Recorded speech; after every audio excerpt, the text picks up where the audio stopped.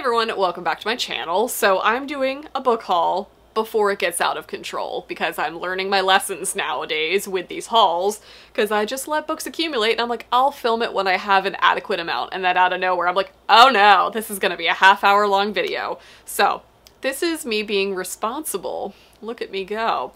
So I have one package to open, and then I have a bunch of books that I bought myself or that were sent to me because it was my birthday last month and I had birthday money to spend. So let's get to this. This was something that was in my P.O. box and it feels book shaped. So let's take a look-see. Is this gonna line up? Probably not. The perforation on these Amazon bags never actually, I say that out loud, I was gonna say they never line up, but that one worked well. So this one, Gift Slip, is from Dawn. I thought you would enjoy the series. I enjoy books told from dogs' point of views, and unlike Dog's Purpose or Art of Racing in the Rain, the dog doesn't die in this one. Thank you. Thank you for telling me that. Because I have basically stopped reading dog books because I've learned my lesson over the past 30 years of my life. I need to stop reading books about dogs because they die. Like, I don't want to read that anymore. So, what is this gonna be? You guys are seeing it first. What is this? Doggone it! I've seen this. I've actually seen, okay, hold on. Have I read Spencer Quinn? I want to say I've read from Spencer Quinn before. Isn't this an entire series? Yeah, you did say it's a series. Chet, the wise and lovable canine narrator of Doggone It, and Bernie, a down-on-his-luck private investigator, are quick to take a new case involving a frantic mother searching for her teenage daughter.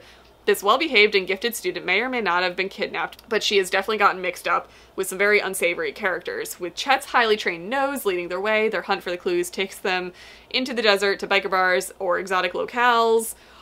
So this is like a PI thriller type of series with a canine unit told from the canine unit's perspective. Are you kidding me?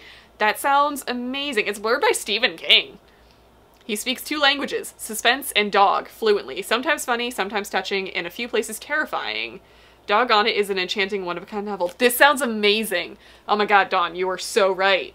This sounds so good. This sounds so good. Thank you so much. I am so excited. I want to read this right now. That's brilliant. That is the most brilliant concept ever. Thank you for bringing this into my life. Next, I placed an order because I got a gift card for my birthday. And so this is going to be no surprise to anybody. I got the new Kay Ancrum book. This is one of my most anticipated books of the year. It's probably one of the only YA releases that I pre-ordered and I really wanted. So Kay Ancrum wrote The Wicker King and The Way of the Stars. The Way of the Stars is forever going to be one of my top YA books of all time. Will literally recommend that to everybody.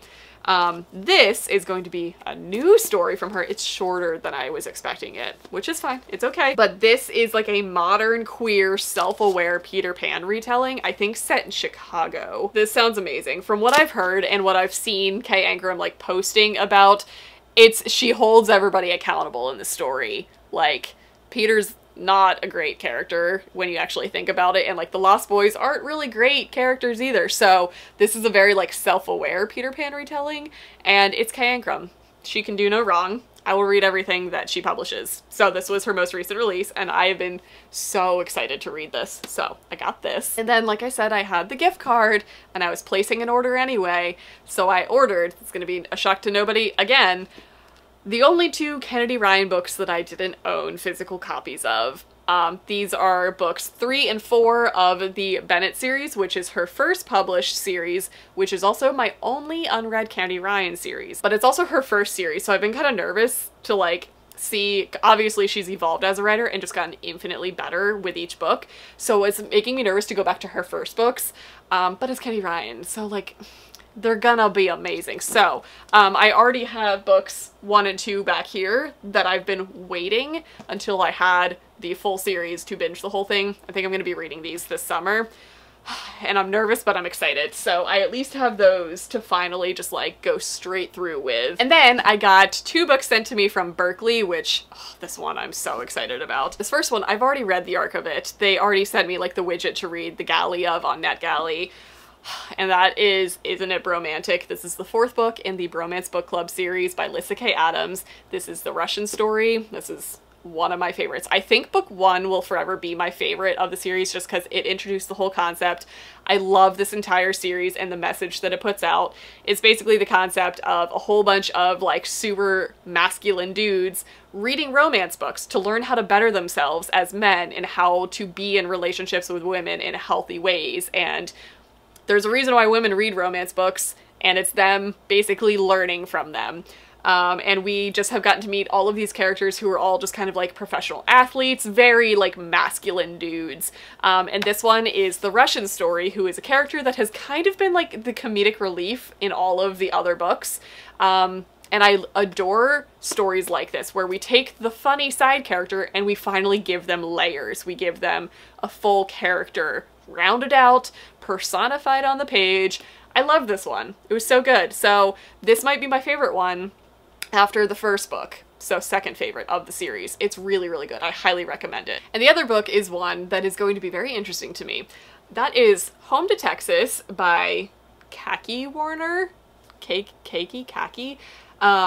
This book sounds like it's going to be heavy. So I initially said yes to this because it's called Home to Texas. It's a girl with a horse on the cover. It's clearly going to be a cowboy romance. Wrong. It is not. It's going to be heavy. This follows 2 ex-soldiers who are both like dealing with PTSD and struggling with forming new lives. And I think they were stationed together at some point in their military careers.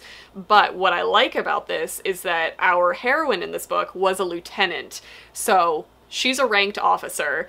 And I believe it ends up with her, like, something happens, she's out of the military, and she ends up going back to a family ranch in Rough Creek. This is the Brides of Rough Creek, Texas novel, so obviously this is in Texas. And she ends up being put with a CID officer. I'm not sure what that means. Educate me. Let me know what that means.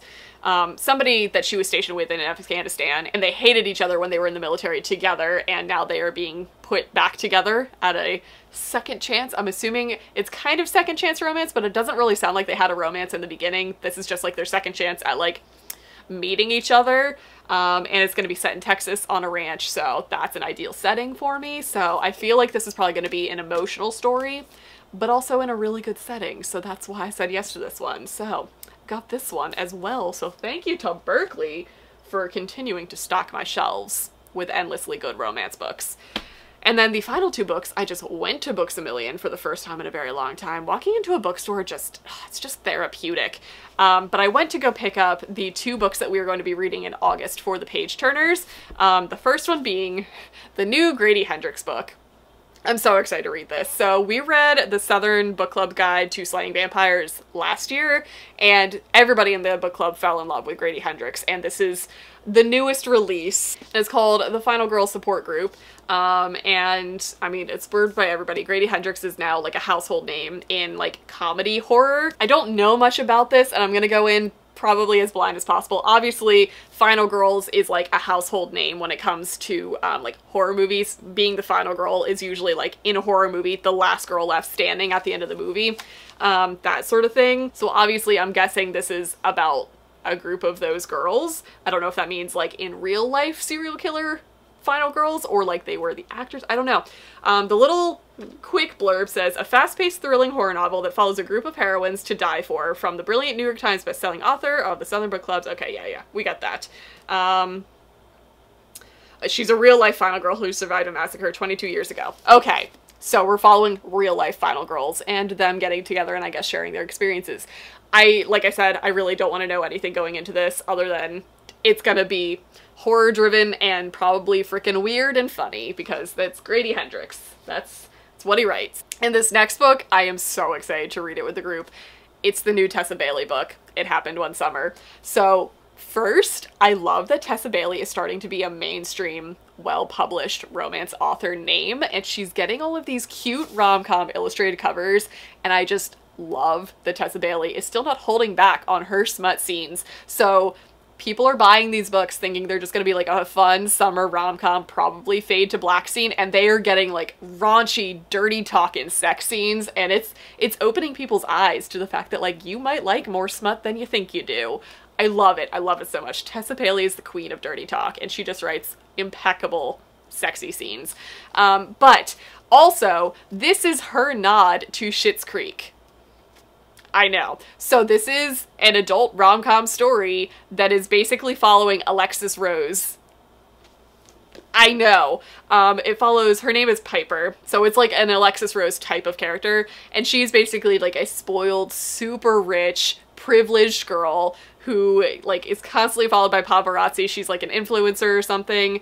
And I think she says when too much champagne and an out-of-control rooftop party lands her in the slammer, her stepfather decides enough is enough. So he cuts her off and sends her and her sister to learn some responsibility running their late father's dive bar in Westport, Washington. So she's being shipped off into like a small town. So it's literally the story of Schitt's Creek, and it's basically Alexis who is going to be put into this situation, which is my favorite type of romance. So it's going to be a small town. It's, I'm assuming, grumpy. I know that our hero is a sea captain, Brandon Taggart, bearded sea captain, who thinks she won't last a week outside of Beverly Hills, and it's going to be their story, and it's going to be glorious and amazing. I've heard nothing but amazing things about this. I adore Tessa Bailey to begin with, and the fact that she's literally writing a rom-com about Schitt's Creek, I'm like, yeah, sign me the heck up. So as of right now, that's where I am with my book haul.